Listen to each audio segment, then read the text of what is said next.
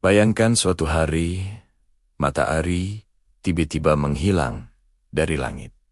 Bukan cuma sehari, tapi bertahun-tahun. Dunia membeku, tanaman mati, dan peradaban manusia yang saat itu masih di awal perkembangannya berada di ambang kepunahan. Semua ini bukan karena serangan meteor raksasa atau perang dunia. Penyebabnya adalah satu gunung berapi yang terletak di Indonesia. Namanya Gunung Toba. Pertanyaannya, apakah benar letusannya hampir memusnahkan seluruh umat manusia? Dan yang lebih mengerikan, apakah bencana dahsyat itu bisa terulang kembali? Untuk memahaminya, kita harus tahu dulu, Gunung Toba bukanlah gunung biasa.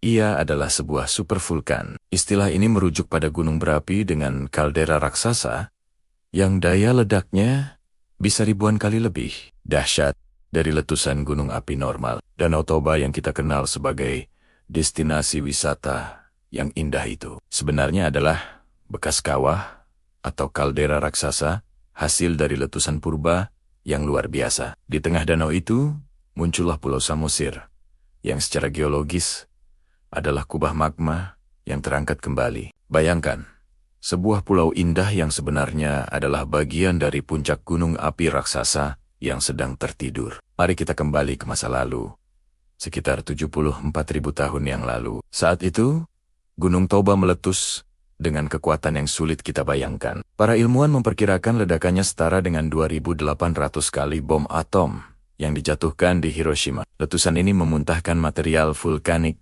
dalam jumlah kolosal, sekitar 2.800 km kubik. Abu vulkaniknya menyebar ke seluruh penjuru dunia, menutupi atmosfer dan menghalangi sinar matahari. Akibatnya, langit menjadi gelap selama bertahun-tahun. Suhu bumi turun drastis hingga 5 derajat Celcius. Bahkan di beberapa wilayah bisa lebih ekstrem. Fenomena ini dikenal sebagai musim dingin vulkanik atau volcanic winter. Seluruh planet ini memasuki zaman es singkat hanya karena satu letusan. Disinilah para ilmuwan menemukan fakta yang paling mengejutkan. Melalui studi genetika, mereka menemukan bahwa setelah letusan Toba, populasi manusia di seluruh dunia menyusut secara drastis. Perkiraannya hanya tersisa antara 1.000 hingga 10.000 individu yang berhasil bertahan hidup. Fenomena ini disebut genetic bottleneck atau leher botol genetik. Artinya, keragaman genetik manusia tiba-tiba menyempit drastis, dan hampir semua manusia modern yang hidup hari ini adalah keturunan dari sekelompok kecil penyintas bencana Toba tersebut. Coba bayangkan, jika saja situasinya sedikit lebih buruk, spesies kita, Homo sapiens, mungkin sudah punah dari muka bumi puluhan ribu tahun yang lalu. Kita ada hari ini karena segelintir nenek moyang kita berhasil melewati neraka es tersebut. Bukti kedahsyatan letusan Toba tidak hanya ada dalam catatan genetika. Jejak fisik letusannya ditemukan di seluruh dunia. Lapisan abu Toba ditemukan terkubur di bawah tanah di India, Afrika, Timur Tengah, bahkan hingga di dasar lautan dan inti es di kutub. Ini membuktikan bahwa awan abunya benar-benar menyelimuti seluruh planet. Sebagai perbandingan, letusan Gunung Tambora pada tahun 1815 yang menyebabkan tahun tanpa musim panas di Eropa, skalanya masih jauh di bawah Toba.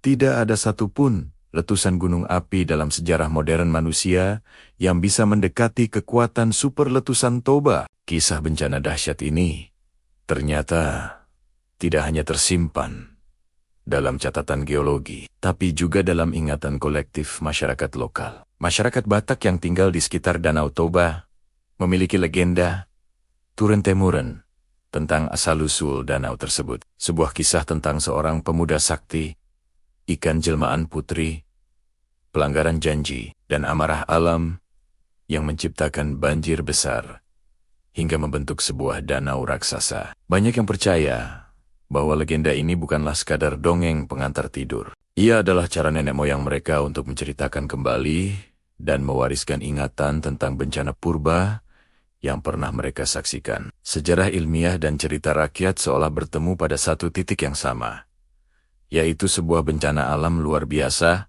yang mengubah wajah bumi dan sejarah manusia. Sekarang, pertanyaan yang paling membuat kita bergidik.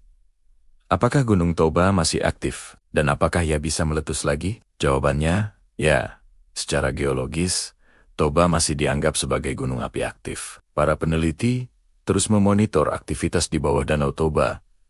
Mereka menemukan adanya aktivitas panas bumi, gempa-gempa mikro, dan pergerakan magma di kantung magma di bawah kaldera. Pulau Samosir sendiri terus mengalami pengangkatan secara perlahan, menandakan ada tekanan dari bawah.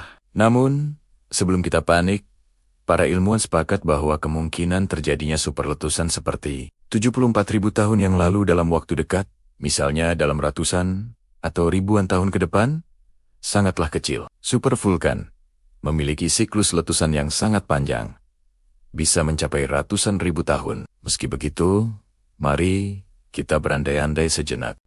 Sekali lagi, jika superletusan Toba terjadi hari ini di era modern, apa dampaknya? Dampaknya akan menjadi bencana global yang belum pernah terjadi sebelumnya. Seluruh kawasan Asia Tenggara bisa lumpuh total dalam hitungan jam. Semua penerbangan di seluruh dunia akan berhenti. Karena mesin jet tidak bisa berfungsi di tengah awan abu vulkanik, rantai pasokan pangan global akan terputus, memicu krisis kelaparan massal. Iklim akan berubah secara ekstrim, menyebabkan gagal panen di seluruh dunia. Peradaban modern kita yang bergantung pada teknologi dan jaringan global ternyata jauh lebih rapuh dibandingkan nenek moyang kita yang hidup sebagai pemburu pengumpul. Satu letusan besar bisa meruntuhkan seluruh fondasi peradaban global yang kita bangun ribuan tahun. Pada akhirnya Gunung Toba adalah pengingat yang sunyi namun kuat. Ia mengingatkan kita bahwa manusia bukanlah penguasa mutlak planet ini. Kita hanyalah tamu di sebuah planet yang hidup, bernapas, dan memiliki kekuatannya sendiri. Letusan 74.000 tahun lalu hampir menghapus kita dari sejarah. Tapi nenek moyang kita berhasil bertahan. Dan hari ini kita hidup, berwisata, dan membangun peradaban di atas bekas luka dari salah satu bencana alam terbesar sepanjang sejarah bumi. Pertanyaan renungan untuk kita semua. Apakah manusia modern yang merasa begitu superior ini sudah siap jika suatu saat alam kembali menunjukkan siapa penguasa yang sebenarnya? Jika kamu suka dengan konten misteri bencana dan sejarah dunia seperti ini, jangan lupa untuk like dan subscribe channel Info. Tulis di kolom komentar. Menurut kamu, apakah peradaban manusia bisa bertahan jika Toba meletus lagi hari ini? Sampai jumpa di penelusuran misteri bumi berikutnya.